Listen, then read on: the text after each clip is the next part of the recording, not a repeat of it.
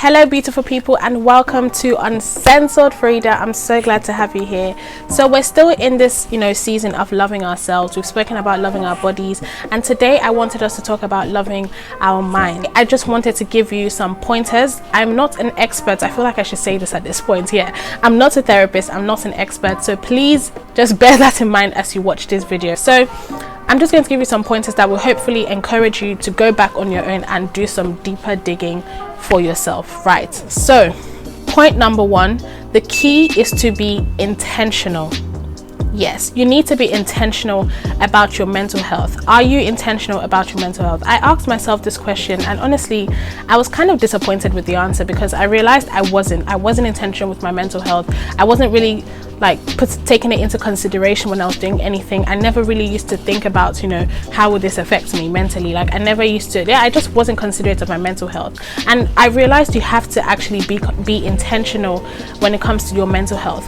If you have a goal physically, if you have, I hate to say it, if you have a body goal let's just use that as an example, right? If you have a body goal, or if there's just a certain level of fitness that you would like to get to in your life, you wouldn't just leave that to chance, would you? You would go to the gym, you would eat clean, or try to eat clean, you would drink lots of water, you would do all these things, because in you doing those things, you subconsciously acknowledge the fact that your body is incapable of taking care of itself. Your body cannot take care of itself. That's why you would eat clean, that's why you would go to the gym, that's why you would work out, because if you just sit back and do nothing will happen to your body. You wouldn't get the change that you want.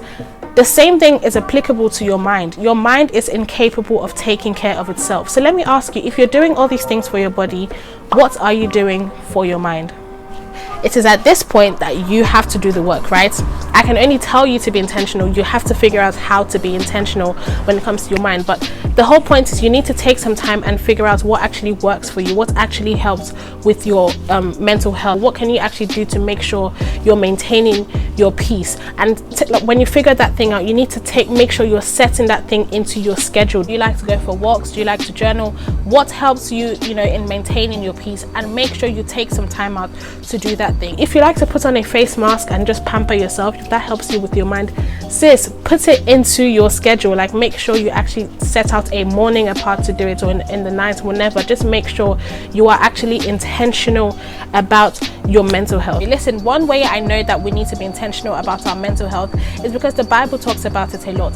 Anytime God expresses his desire to renew our minds, what he's doing is he is acknowledging the fact that our minds form a crucial part of who we are. It is from your mental state that so many things flow from. If your mind is not right, your life is not right, okay? If your mind is not in order, so many things will not be in order in your life as well. Listen, the devil will attack your mind before he attacks your body. Do you understand what I'm saying? And when I say attack, I don't even mean I don't know what big attacks are, but I mean every single day the devil is trying to attack your mind. He's putting fear and doubts in your mind. He's filling your mind with lies about who God thinks you are, when God thinks something else about you. He's putting seeds of jealousy and bitterness and envy towards other people. He's constantly attacking your mind. Your mind is his playground if you allow him, okay? So you need to be intentional about the situation. You need to take control of these situations, so that even when things happen in life, even when trials come our way and struggles come our way, they will bring us down from time to time, because that's just life. But they wouldn't knock you out. You'll be able to withstand the pressure sometimes if you build that strong foundation of good mental health. So be intentional about your mental health today, okay? Sorry. Point number 2.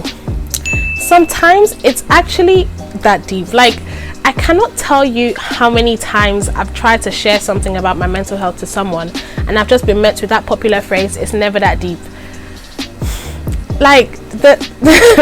The sheer humiliation, the embarrassment, the frustration, the pain that comes from finally mustering up courage to talk to someone, and then someone says that to you, I think one of the main struggles that we have, a lot of us have, is not knowing that it's okay to talk about these things, right? A lot of us think we're the only ones struggling with, you know, whatever we're struggling with, and so we just keep it to ourselves. We don't know that it's okay to talk about these things. And then I think what's even worse is when you finally muster up the courage to now open up about these things, you finally gather the momentum, you finally convince yourself that, yeah, you need to talk to someone, and then you go and approach the wrong person, and that person tries to tell you it's never that deep. Or just stop feeling like that, just stop thinking like that, you're the one making it hard for yourself. If I could stop feeling like that, I would. Do you understand? Like, I would. So that being said, I think another way we can actually show love to our minds is by educating ourselves, right? We need to educate ourselves on this subject matter, because what that does is not only will it help you become more sensitive to other people's struggles, it will also help you be more in tune with your own struggles as well. It will help you become more in tune with your mental health, with your mind, when you actually take time out and educate yourself on this subject matter. Because my dear, sometimes it is that deep. Do you understand? My last point, this kind of links back to my second point, is therapy is not a curse word.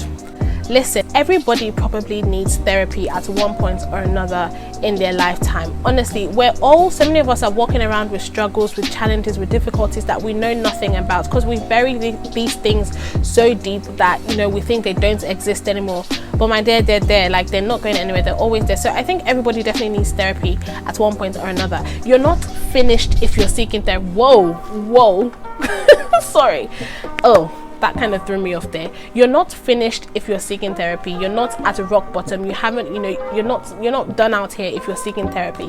If anything, I honestly think seeking therapy just might be one of the biggest flexes ever, because what you're doing is you're essentially telling this thing that is trying to take you out that it will not win, because you're willing to do whatever it takes to make sure of that. Period. I don't see anybody telling you not to go to the hospital when you're physically ill. I mean, I've never been ill and someone said to me, yeah, don't go and see a doctor, don't go and take drugs. Like, nobody has ever said that to me, because they understand that I need to go and see a medical practitioner, someone that is actually skilled in this area. So if I'm mentally ill, why shouldn't I go see a therapist?